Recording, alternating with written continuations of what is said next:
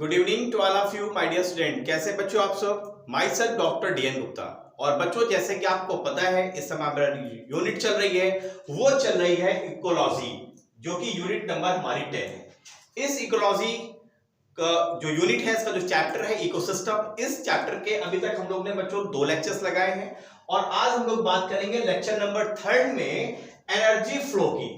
देखेंगे कि किसी इकोसिस्टम में एनर्जी का फ्लो किस तरीके से होता है। जैसे कि आपको पता है जो प्राइमरी सोर्स है वो क्या है, सन है, और सन से एनर्जी प्रॉपर ट्रांसफर होती है कई ट्रॉफिक लेवल पे। तो इन्हीं सब की बात आज हम लोगों को इस लेक्चर में करनी है। तो चलिए बच्चों स्टार्ट करते हैं आज के अपने इस ब्यूटीफुल सेशन को। चले सबसे पहले बच्चों अगर हम बात करें कि जो एनर्जी का फ्लो होता है through different trophic level. Trophic level का मतलब जैसे कि आपको पता है, मैंने आपको पहले भी बताया हुआ है कि आपको trophic level T1, T2, T3 और T4 का मतलब क्या है। T1 ट्रॉपिक लेवल का मतलब होता है कि यहां पर हमेशा कौन आते हैं, यहां पर हमेशा प्रोड्यूसर्स आते हैं। वो क्या होते हैं, ये सब के सब क्या होते हैं बच्चों, ऑटोट्रॉफ्स होते हैं।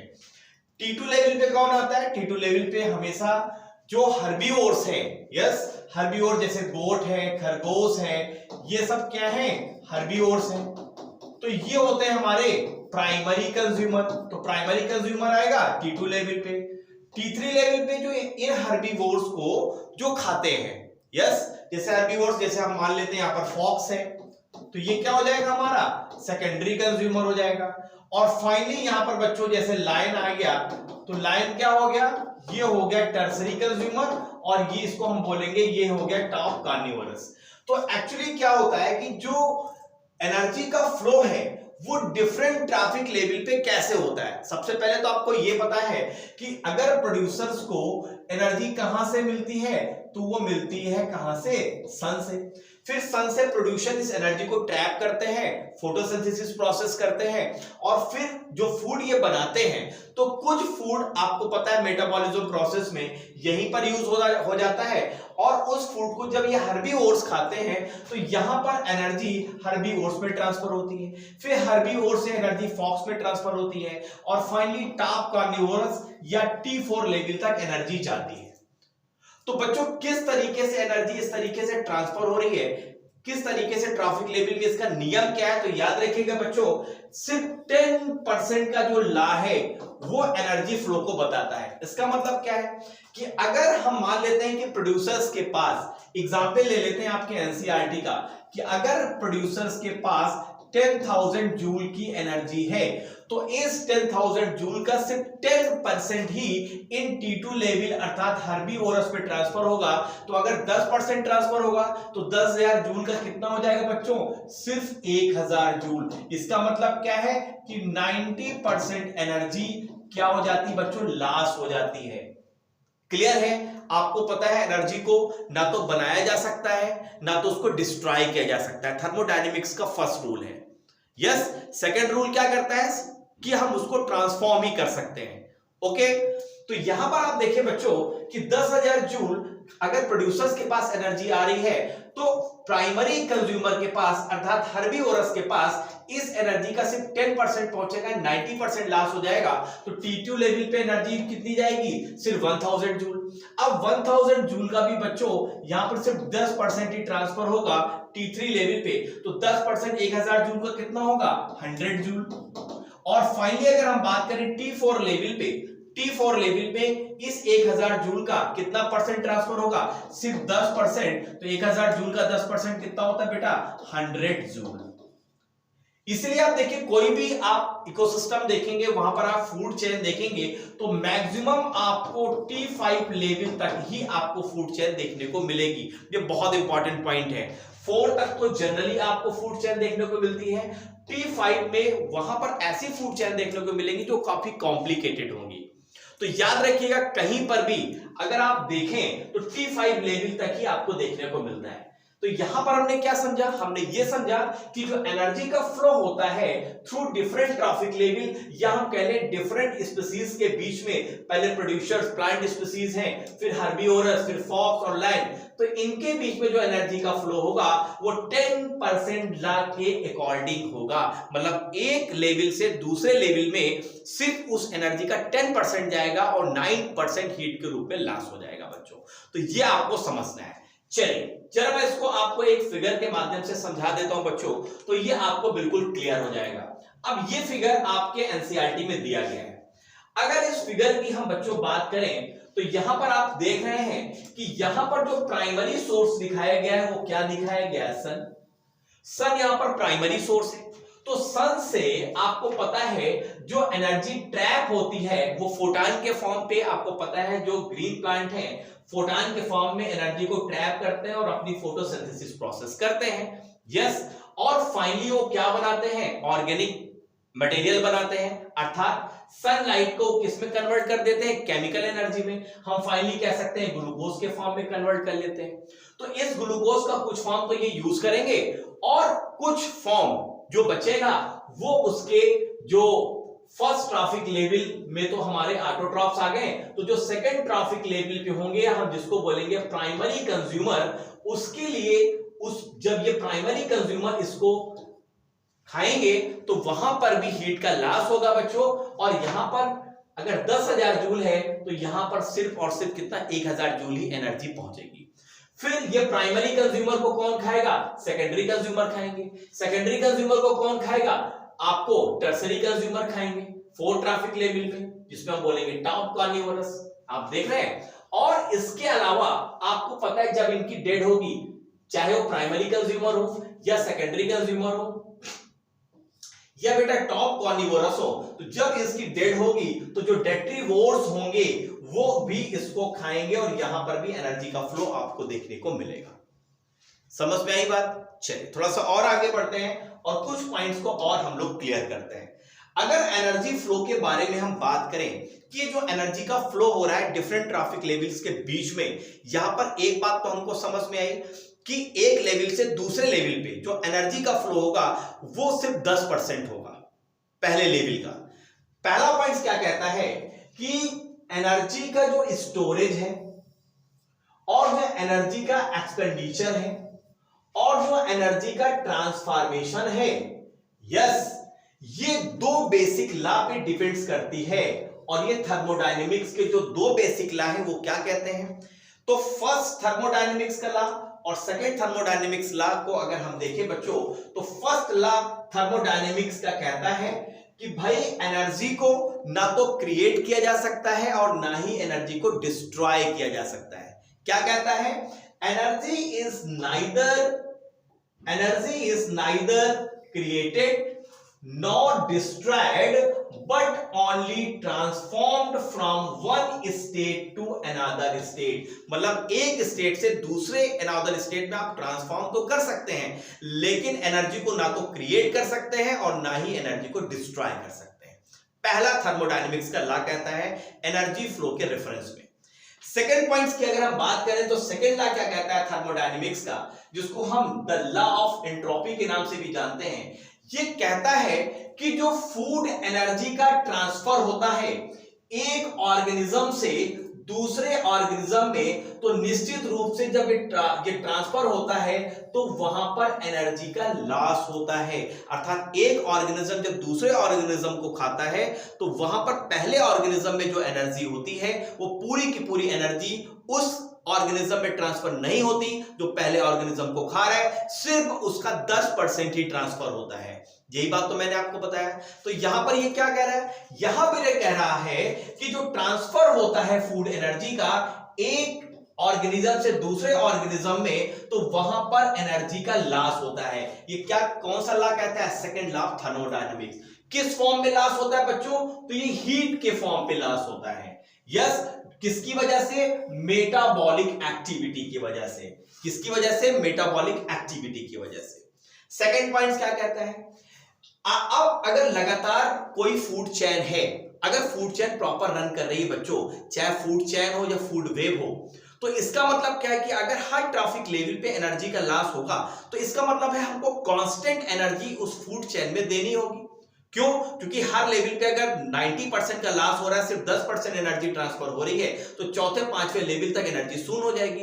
अब अगर ये एनर्जी शून्य हो जाएगी तो अर्थात अगर जो सन से एनर्जी आ रही है बच्चों, अगर लगातार कांस्टेंट मिलती रहेगी तो ये फूड चेन या फूड वेव प्रॉपर तरीके से रन करती रहेगी, स्टेबल रहेगी। अर्थात सन हमें कंटिन्यू एनर्जी प्रोवाइड करना चाहिए। यस, तभी प्रॉपर तरीके से फूड चेन प्रॉपर चलेगी, चाहे फूड चेन हो, चाहे फूड वेव हो या इकोसिस्टम। इसलिए हम बोलते हैं कोई भी इकोसिस्टम हो वहां पर सन सबसे इंपॉर्टेंट रोल प्ले करता है। Yes, they need a constant supply of energy to synthesize the molecules they require to counteract the universal tendency toward increasing disorderliness। disorderliness का मतलब क्या है? देखो 10,000 जूल से हमने स्टार्ट किया था, फाइनली 100 जूल तक चले आए सिर्फ 4 ट्रॉफिक लेवल पे। इसका मतलब क्या है कि हर ट्रॉफिक लेवल पे 90% चूंकि एनर्जी हीट के फॉर्म पे लॉस हो जा रही है, इसलिए किसी भी इकोसिस्टम में, किसी भी फूड चेन में, किसी भी फूड वेव में लगातार सन से एनर्जी मिलनी चाहिए। और याद रखिएगा किसी भी ट्रॉपिक लेवल का ऑर्गेनिज्म है वो डायरेक्टली या इनडायरेक्टली निश्चित रूप से प्रोड्यूसर पे डिपेंड करता है। यस, तो यहां पर ये जो दो लॉ है, फर्स्ट लॉ ऑफ थर्मोडायनेमिक्स और सेकंड लॉ ऑफ थर्मोडायनेमिक्स, ये पूरी तरह से एक्सप्लेन करते हैं एनर्जी के स्टोरेज के बारे में, एक्सपेंडिचर के बारे में और उसके ट्रांसफॉर्मेशंस के बारे में। चलिए थोड़ा सा और आगे बढ़ते हैं बच्चों, और कुछ पॉइंट्स को हम लोग क्लियर करते हैं।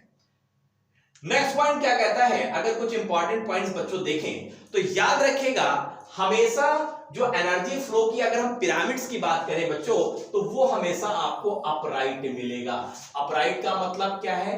नीचे लेवल पे आपको प्रोड्यूसर्स मिलेंगे, यहाँ पर प्राइमरी कंज्यूमर होगा, सेकेंडरी कंज्यूमर होगा और टर्सरी कंज्यूमर होगा। यहाँ पर क्या होंगे? प्रोड्यूसर्स होंगे, यहाँ पर प्राइमरी कंज्यूमर होंगे, यहाँ पर सेकेंडरी होंगे और यहाँ पर टर्सरी कंज्यूमर या आप कह लीजिए टॉप कार्निवोरस होगा। तो हमेशा एनर्जी फ्लो का जो पिरामिड होगा बच्चों वो कैसा होगा? हमेशा अपराइट रहेगा। याद रखिएगा, बहुत इंपॉर्टेंट पॉइंट है फर्स्ट पॉइंट। और हमेशा जो एनर्जी का फ्लो होता है वो हमेशा यूनिडायरेक्शनल होता है। मतलब आप देखें यहाँ पर प्रोड्यूसर्स ने जो एनर्जी को ट्रैप किया है तो वो एनर्जी यहां से ऊपर की ओर जा रही है। कभी भी ऐसा नहीं होगा कि टर्सरी से सेकेंडरी, प्राइमरी और प्रोड्यूसर के पास फिर ये एनर्जी आ जाए। हमेशा एनर्जी प्रोड्यूसर से टॉप कार्निवोरस तक जाएगी बच्चों, और एनर्जी का फ्लो हमेशा यूनिडायरेक्शनल होगा। इस पॉइंट को आपको माइंड में रखना है। यस, चलिए सेकंड पॉइंट क्या कहता है? सेकंड पॉइंट कहता है जैसे सन से एनर्जी आती है तो सन की एनर्जी को कौन ट्रैप कर रहा है? प्रोड्यूसर्स, जो ऑटोट्रॉप्स हैं। प्रोड्यूसर्स को कौन खा रहा है? कंज्यूमर। और फाइनली एनर्जी कहां तक जा रही है? कार्निवोरस तक। इसीलिए आप देखिए कि किसी भी फॉरेस्ट में कार्निवोरस की संख्या सबसे कम होती है और सन की और प्रोड्यूसर की संख्या बच्चों सबसे ज्यादा होती है। तो ये पॉइंट भी यहां पर मैटर करता है। दूसरा, अगर हम बात करें except for the deep sea, अगर आप सिर्फ डीप सी के बारे में छोड़ दीजिए, क्योंकि डीप सी में आपको पता है कि सी में से 20 मीटर तक की लाइट जाती है, इसके बाद पूरा का पूरा अंधेरा है, तो वो एक्सेप्शन हो सकता है। तो यहां पर चूंकि हाइड्रोथर्मल इकोसिस्टम सन का बिल्कुल वहां पर ओशियंस के रेफरेंस से बिल्कुल अलग है, इसलिए ये एक्सेप्शंस के रूप में आता है। और यहां पर सन ही सिर्फ ओनली सोर्स नहीं होता एनर्जी का, और भी कुछ सोर्स यहां पर बन जाते हैं। क्योंकि डीप सी में तो वहां पर पहुंच नहीं रही सन की लाइट, तो वहां पर सन की लाइट तो बच्चों एनर्जी का सोर्स नहीं होगा। तो यहां पर यह एक्सेप्शन हो सकता है ओशियन की केस में। दूसरा, आपको पता है कि जिस लाइट पे प्लांट फोटोसिंथेसिस करते हैं हम उसको एक साइड में बोलते हैं पार्ट, जिसका मतलब है फोटोसिंथेटिकली एक्टिव रेडिएशन।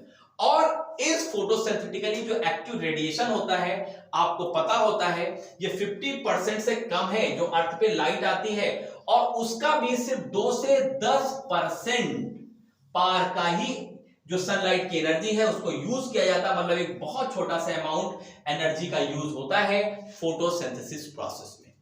यस बच्चों, तो ये आपको माइंड में रखना है। चलिए नेक्स्ट पॉइंट की ओर बढ़ते हैं। नेक्स्ट पॉइंट क्या कहता है? नेक्स्ट पॉइंट कहता है कि देखो फूड चेन, जब कई फूड चेन इंटरमिंगल्ड होती हैं एक इकोसिस्टम में तो वो फूड वेब बनाती है। वेब का मतलब क्या होता है? जाल।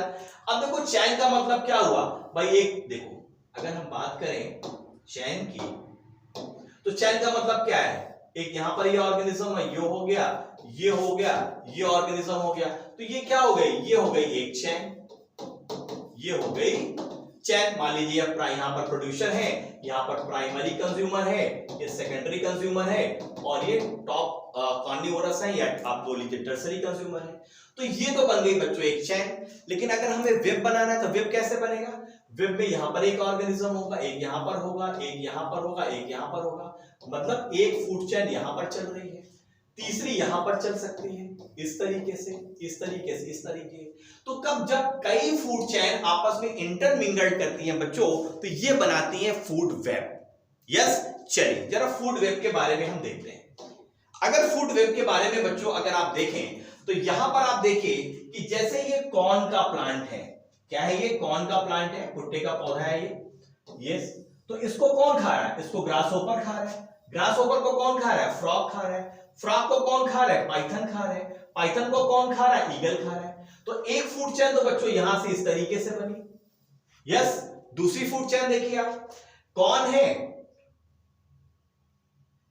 अब यहां पर देखिए दूसरी फूड चेन कैसे बनी। जैसे कि फ्लावरिंग प्लांट है, यस, फ्लावरिंग प्लांट्स की कुछ पार्ट्स बटरफ्लाई खा रही है। बटरफ्लाई को कौन खा रहा है? फ्रॉग भी खा रहा है, और यस, और फ्रॉग को कौन खा रहा है? फ्रॉग को खा रहा है, ईगल खा रहा है। तो ये एक फूड चेन हो गई। यहां पर आप देखिए जैसे लेवेंडर्स का प्लांट है, ये भी बटरफ्लाई से रिलेटेड है।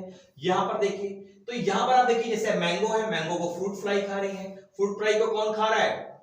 यहां पर इस तरह से चिड़िया खा रही है। यस, तो इस तरीके से बच्चों देखिए कई यहां पर फूड चेन आपको देखने को मिलेगी। तो जब किसी इकोसिस्टम में कई फूड चेन्स होती हैं तो हम उसको इंटरमिंगल्ड होती है फूड चेन, तो इसी को हम बोलते हैं फूड वेब। सॉरी, चलिए जरा थोड़ा सा हम लोग और पॉइंट्स को बच्चों समझ लेते हैं। चलिए अगर हम फूड वेब की डिफिनेशंस की बात करें, sorry I am very sorry. चलिए अगर हम फूड वेब की बात बच्चों करें तो फूड वेब का डिफिनेशन क्या कहती है? फूड वेब की डिफिनेशन कहती है कि सभी ऑर्गेनिज्म डिपेंड होते हैं अपने फूड के लिए, किस पर? प्रोड्यूसर्स के लिए। जितने भी ऑर्गेनिज्म है प्रोड्यूसर पे डिपेंड करेंगे, चाहे डायरेक्टली चाहे इनडायरेक्टली। आप देखिए फूड वेब में भले ही ये ईगल डायरेक्ट इस प्लांट को ना खा रहा हो, लेकिन इस प्लांट को जो प्राइमरी कंज्यूमर खा रहा है, फिर रैट इसको खा रहे हैं, रैट को पाइथन खा रहा है, तो फाइनली ईगल तक एनर्जी तो इसी के माध्यम से बच्चों पहुंच रही है। मतलब कहीं जितने भी ऑर्गेनिज्म इस दुनिया में है, डायरेक्टली या इनडायरेक्टली किस पे डिपेंड करते हैं? वो प्रोड्यूसर्स पे डिपेंड करते हैं, मतलब ऑटोट्रॉप पे डिपेंड करते हैं बच्चों। किस पे डिपेंड करते हैं? ऑटोट्रॉप पे डिपेंड करते हैं।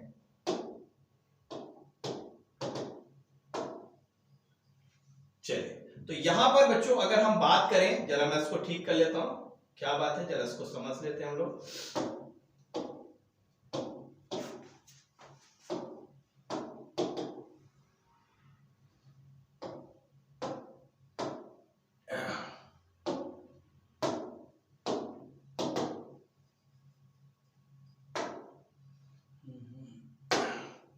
कभी कभी प्रॉब्लम्स आ जाती है, जरा मैं इसको देख लेता हूं, फिर आगे स्टार्ट करते हैं इसको।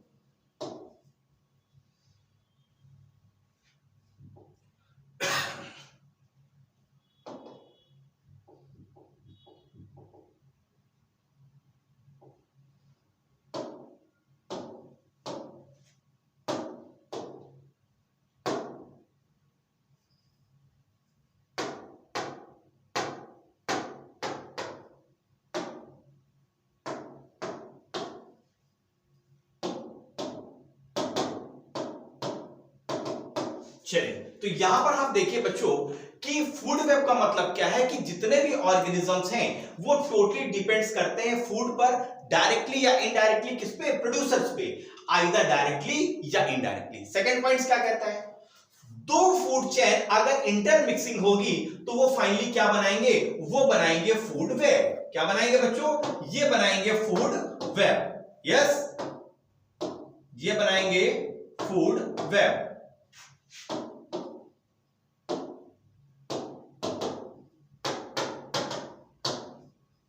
चलिए जरा एक मिनट हम यहाँ पे देख लेते हैं बच्चों, थोड़ी सी प्रॉब्लम हो रही है, मैं इसको यहां पे पहुंचते हैं, एक मिनट देखते हैं।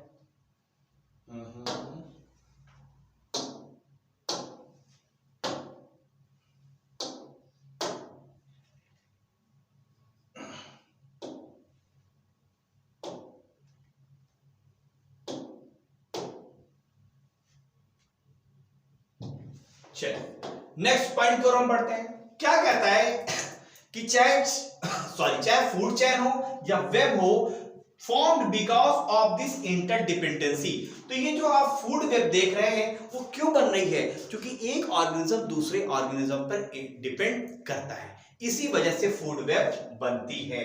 और जो फूड वेब का साइज होता है बच्चों, फूड वेब का साइज जितना बड़ा होगा हम बोलेंगे वो इकोसिस्टम उतना ही ज्यादा स्टेबल होगा।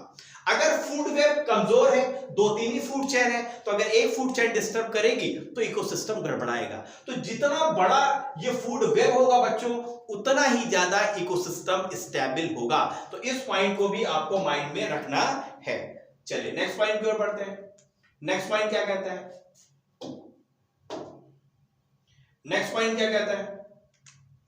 नेक्स्ट पॉइंट कहता है कि अगर कोई आप बिग इकोसिस्टम आप देखें तो वहां पर आपको कई फूड चेन्स आपको देखने को मिलेंगी। वहां पर आपको कई फूड चेन्स देखने को मिलेंगी जो आपस में इंटरलिंक्ड होंगी। Okay, and different trophic level to form food web, और फाइनली वो क्या बनाएगी? एक फूड वेब को बनाएगी। सेकंड पॉइंट को ध्यान दीजिए कि जो फूड वेब में जो ट्रांसफर होता है फूड एनर्जी का, वो कैसा होगा बच्चों? यूनिडायरेक्शनल होगा। बट लेकिन from many different alternative pathway, लेकिन वहां पर पाथवे अलग होगा क्योंकि कई फूड चेन है, तो हर फूड चेन में यूनिडायरेक्शनल आपको एनर्जी का फ्लो देखने को मिलेगा। नेक्स्ट पॉइंट क्या कहता है? फूड वेब में जो मेंबर्स हैं पर्टिकुलर ट्रैफिक लेवल पे, वो अपने फूड अपने चॉइस और टेस्ट के अनुसार ऑब्टेन करते हैं। लेकिन अगर आप फूड चेन में बात करें तो वहां पर ये फैसिलिटी अवेलेबल नहीं है क्योंकि वहां पर सिंगल फूड चेन है। तो फूड वेब में चॉइसेस भी हैं टेस्ट के अनुसार। तो ये बहुत इंपॉर्टेंट बच्चों पॉइंट है जो हमें समझना है। चलिए नेक्स्ट पॉइंट क्या कहता है? अगर हम फाइनली बात करें तो याद रखिएगा बच्चों कि जो भी एनर्जी चाहे प्रोड्यूसर पे ट्रैप हो रही हो, या वो एनर्जी प्राइमरी कंज्यूमर पे जा रही है या सेकेंडरी कंज्यूमर पे जा रही है, कभी भी वो एनर्जी हमेशा के लिए नहीं होती है। No energy that is trapped into an organism remains in the forever. Forever के लिए बच्चों कभी भी ऐसा नहीं होता है, याद रखिएगा। सेकंड पॉइंट क्या कह रहा है? कह रहा है कि जो मोलस्का है, अगर एक फूड चेन की हम बात करें तो मोलस्का जो है वो एक एक्वेटिक इकोसिस्टम में एक हर्बीवोरस की तरह हम इसको कंसीडर करते हैं। आपको कई तरीके की फूड चेन मिलेगी। अगर हम ग्रास फूड चेन की बात करें तो ग्रास क्या है? प्राइमरी प्रोड्यूसर है। गोट्स क्या है? प्राइमरी कंज्यूमर है। और यहां पर मैन क्या हो जाता है बच्चों? वो हो जाता है सेकेंडरी कंज्यूमर। तो इस तरीके से बच्चों हम लोग ने एक एक पॉइंट को समझा जो फूड चेन और फूड वेब से रिलेटेड था, और हमने देखा कि एनर्जी का फ्लो किस तरीके से एक ट्रॉफिक लेवल से दूसरे ट्रॉफिक लेवल तक होता है। तो बच्चों अगर ये लेक्चर आपको अच्छा लगा है, कुछ आज टेक्निकल फॉल्ट भी आई आपको पता है, अगर आपको अच्छा लगा है तो जरूर लेक्चर्स को लाइक करिएगा, शेयर करिएगा। जो बच्चे यहाँ पर नए हैं वो जाके हमारे यहाँ से learning app DNC my education cabin media को आप डाउनलोड कर लीजिए। यहाँ पर आपको सारे लेक्चर्स और नोट्स आपको PDF के फॉर्म पे मिल जाएंगे। दूसरा, अगर अभी ये लेक्चर आप YouTube पे देख रहे हैं तो अभी के अभी चैनल को सब्सक्राइब कर लीजिए, बेल आइकन जरूर प्रेस कर लीजिए, जिससे आने वाले लेक्चर्स के नोटिफिकेशन आपको मिलते रहे। तो चलिए बच्चों, मिलते हैं नेक्स्ट टॉपिक में एक नई एनर्जी के साथ और नए कॉन्सेप्ट के साथ। तब तक के लिए good night, see you, bye bye, thank you.